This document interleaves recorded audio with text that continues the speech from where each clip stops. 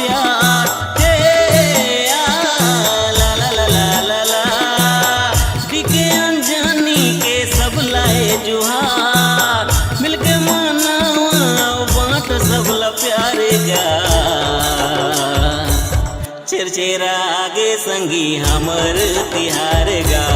छेरछेरा आगे संगी हमर तिहार छेरछेरा आगे संगी हमर तिहार गा छेरछेरा आगे संगी हमर तिहार छेरछेरा छेरछेरा छेरछेरा कोठी के धान ला हेर हेरा हे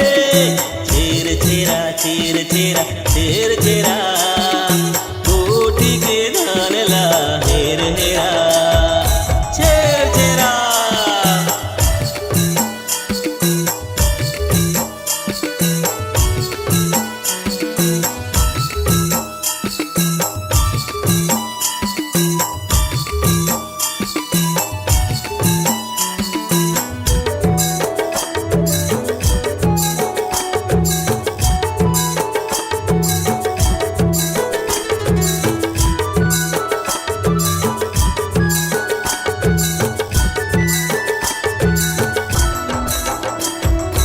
धान के कटोरा के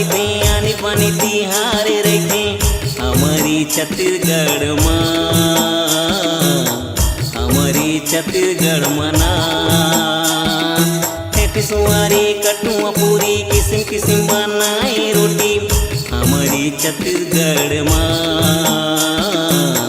हमारी छत्तीसगढ़ माँ छेरछेरा छेरछेरा छेरछेरा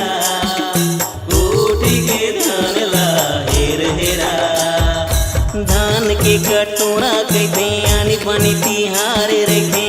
हमारी छत्तीसगढ़ माँ हमारी छत्तीसगढ़ मना सुवारी कटुआ पूरी किस्म किस्म बनाई रोटी हमारी छत्तीसगढ़ माँ हमारी छत्तीसगढ़ माँ दिखे अंजनी ला देवा सब दुलार मिलके मनावा बाँट सबला प्यारे गा छेरछेरा आगे संगी हमर तिहार गा छेरछेरा आगे संगी हमर तिहार।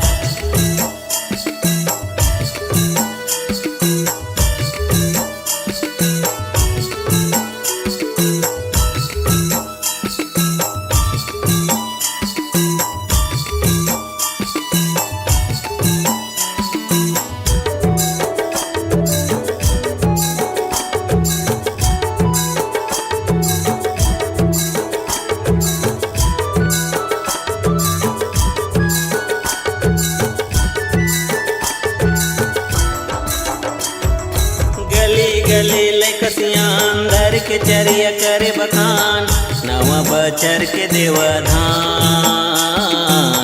नवा बचर के देवधान घर की दाई चूल्हा फुकते दादा देख तो मुँह पियते तो कुन देवा गाधिया तो कुन देवा गाधिया छेरछेरा छेरछेरा छेरछेरा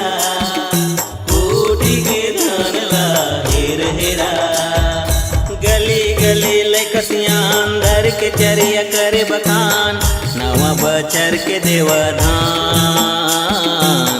नवा बचर के देवधान घर के दाई चूल्हा फुकते दादा देख तो मुँह पियते तो कुन देवा गाधिया तो कुन देवा गाधिया लक्ष्मी अनिल मनीष के हावे गा गोहा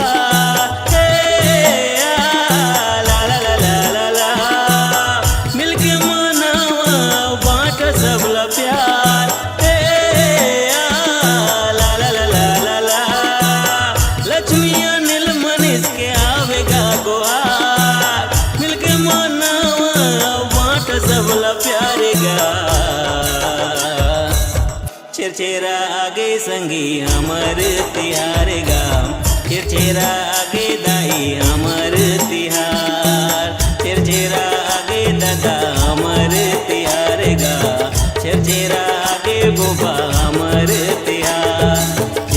छेरा छेर छेरा छेर छेरा कोठी के धान ला हेर हेरा हे छेर छेरा छेर छेरा छेर छेरा